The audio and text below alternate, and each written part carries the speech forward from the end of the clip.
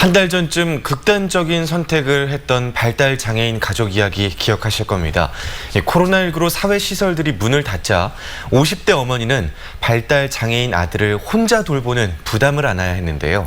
코로나19가 다시 번지는 요즘 다른 발달장애인 가족들의 상황은 어떤지 들어보겠습니다. 광주 장애인 부모 연대 김유선 회장 나와 있습니다.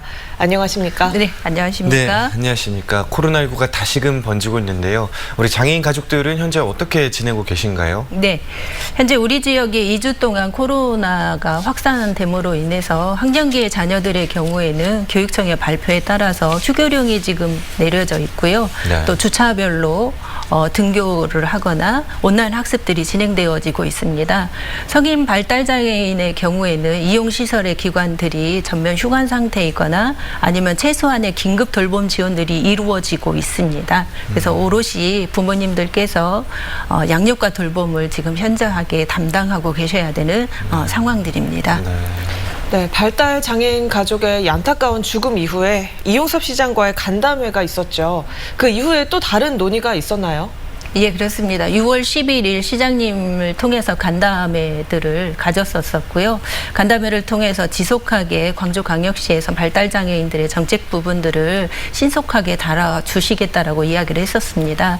5가지 긴급 제안서를 드렸었는데요. 제일 첫 번째는 이를 전담할 수 있는 전문 인력에 대한 배치 부분을 말씀드렸고요. 또 두 번째는 이런 긴급 상황들이나 아니면 다중 지원을 필요로 하는 발달장애인들에 대해서 주거 모델들이 시급하게 만들어져야 되는 부분과 또 장애인 가족 지원 구축 부분, 또 발달장애인 평생교육에 관한 부분하고 또 이런 다중적인 지원들을 필요로 하는 당사자들을 위한 발달장애인 거점병원과 행동발달증진센터 부분들을 5가지로 그렇게 해서 제안을 드렸습니다. 네, 그래도 더 이제 좀 충분하다고 보실 수는 없겠죠. 더 필요하신 부분들도 있었죠.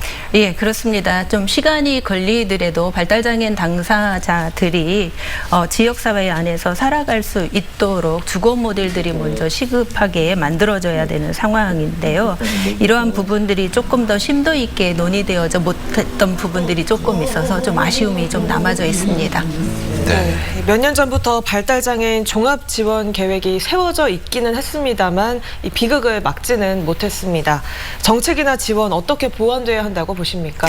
무엇보다도 발달장애인들이 지역사회에서 살아갈 수 있는 지역사회의 전환 모델들이 전환 부분들이 시급하게 이루어져야 된다라고 생각을 합니다. 네. 졸업한 이후에 성인 발달장애인들이 낮 시간을 조금 이용할 수 있는 다양성 있는 제도와 서비스가 마련이 되어야 되고요. 또 대안적인 주거 모델들이 지역사회 안에서 대안책으로 좀 마련이 되어야 된다라고 생각합니다.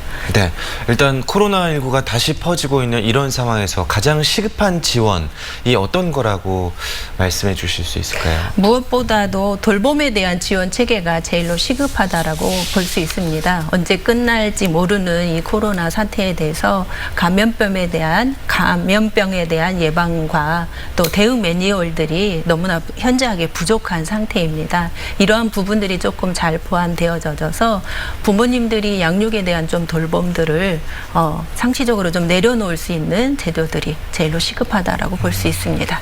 네, 잘 들었습니다. 지금까지 광주 장애인 부모 연대 김유선 회장이었습니다. 오늘 말씀 잘 들었습니다. 고맙습니다.